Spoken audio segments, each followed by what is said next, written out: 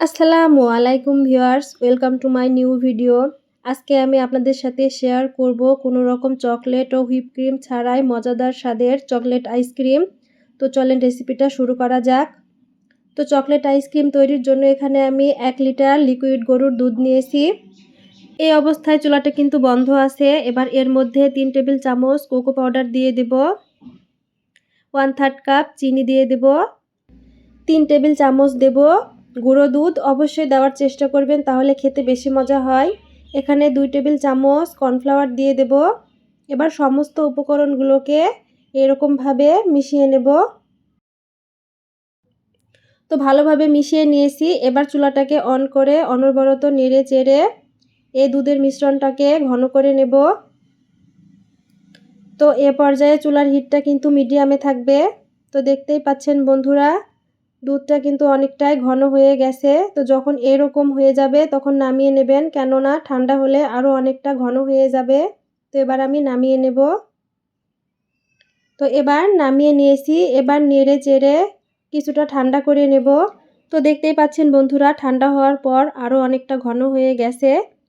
তো এবার আমি একটা বক্সে ঢেলে নেব।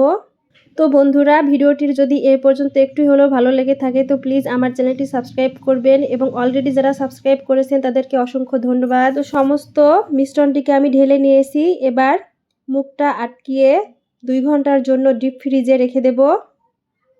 তো 2 ঘন্টা পর আমি ফ্রিজ থেকে বের করে এনেছি। তো দেখতেই পাচ্ছেন বন্ধুরা যে এখানে কোনো বরফ জমে নাই। তো এবার আমি একটা বাটিতে ট্রান্সফার করে নেব। তো চামচের সাহায্যে এরকমভাবে একটু নেড়েচেড়ে মিশিয়ে নেব।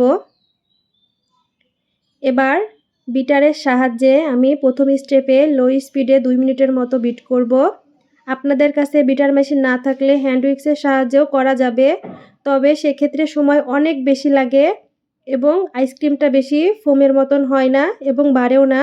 এবার সেকেন্ড স্টেপে আমি হাই স্পিডে 2 মিনিটের মতো বিট করে নেব। একটা বিটার মেশিন থাকলে কি হয় বন্ধুরা, খুব সহজেই কাজটা হয়ে যায়। তবে অনেকের বাসায় বিটার মেশিন নেই। আপনারা চাইলে হ্যান্ড উইক্সের সাহায্যেও কিন্তু আইসক্রিম বানিয়ে খেতে পারেন, তবে সময়টা একটু বেশি লাগে। তো এবার আপনাদের দেখাই। তো আমি টোটাল 4 মিনিটের মতো বিট করেছি। প্রথম স্টেপে 2 মিনিট লো স্পিডে, সেকেন্ড স্টেপে 2 মিনিট হাই স্পিডে। তো এবার একটা বাটিতে আমি ঢেলে নেব আইসক্রিমটাকে। সো বন্ধুরা, এভাবে একদিন হলেও বাসায় আপনারা কোকো পাউডার এবং গরুর লিকুইড দুধ দিয়ে আইসক্রিমটা বানিয়ে খাবেন। আশা করি হতাশ হবেন না।